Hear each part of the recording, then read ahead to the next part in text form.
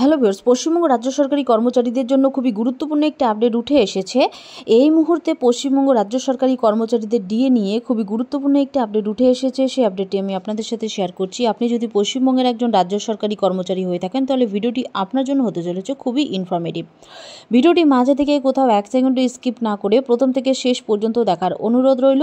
আর চ্যানেলে যদি আপনারা প্রথম দর্শক হয়ে থাকেন তাহলে চ্যানেলটিকে সাবস্ক্রাইব করে নোটিফিকেশন বেলটি অন করে রাখুন এরকম লেটেস্ট ডিএ সংক্রান্ত খবর সবার আগে পাওয়ার জন্য।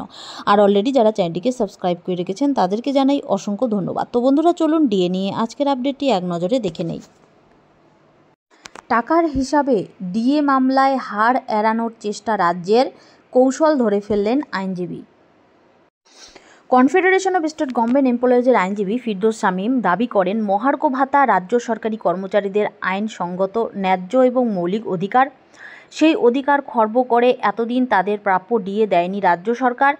একজন রাজ্য সরকারি কর্মচারীর কয়েক লাখ টাকা পাওনা আছে।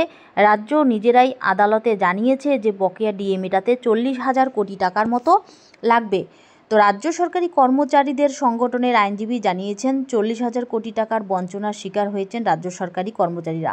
যদি মাসে মাসে সেই টাকাটা দিয়ে দিত রাজ্য সরকার তাহলে তো বকেয়ার অঙ্কটা এত হতো না। 2011 সালে তো তৃণমূল কংগ্রেস সরকার ক্ষমতায় এসেছে, তখন থেকে ডিএ দিয়ে দিলে একসঙ্গে এত টাকা দেওয়ার চাপ পড়তো না।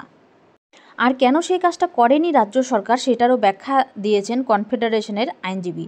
তিনি জানিয়েছেন, আসলে রাজ্য সরকারের উদ্দেশ্য হলো যে একসঙ্গে এত টাকা দিতে বলে যদি কোনোভাবে বকেয়া ডিএ মিটিয়ে দেওয়ার ক্ষেত্রে বিলম্ব করা হয় সেজন্য ওরকম বিভিন্ন স্ট্র্যাটেজি নিচ্ছে, কিন্তু তাতে কোনো লাভ হবে না। ইতিমধ্যে ডিএ মামলায় রাজ্য সরকার 6 বার হেরে গিয়েছে।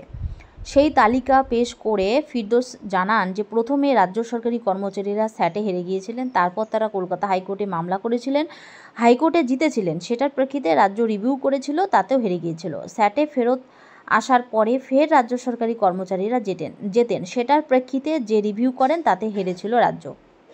সেই সঙ্গে রাজ্যের হারের তালিকা ধরে কনফেডারেশনের আইনজীবী জানান, ফের হাইকোর্টেও হেরে গিয়েছিল সরকার, সেটার বিরুদ্ধে রিভিউ করেছিল, তাতেও হেরে গিয়েছিল। সেই রেস ধরে রাজ্য সরকারকে কটাক্ষ করে কনফেডারেশনের আইনজীবী বলেন, এতবার হারে হারে বলতে গিয়ে আমিও বিধ্বস্ত হয়ে পড়লাম, অথচ রাজ্য সরকার হেরে হেরে বিধ্বস্ত হলো না।